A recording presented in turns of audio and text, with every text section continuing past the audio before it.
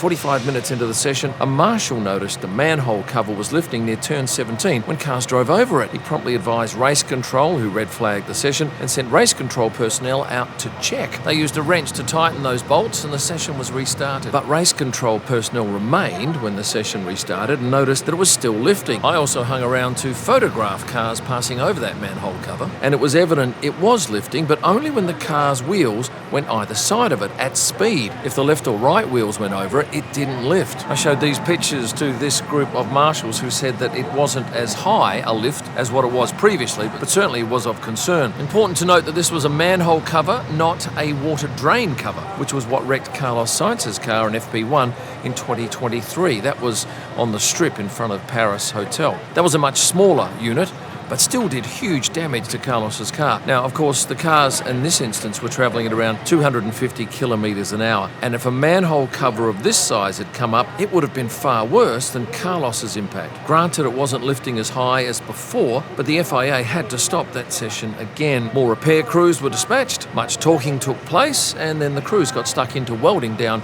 that drain cover. First, though, they had to use a propane torch to heat around the edge of the manhole cover. You can't directly weld to cold metal, as it would crack. They then brought in a stick welder and worked on 2 spots before a bit of hammering and grinding finished off the job.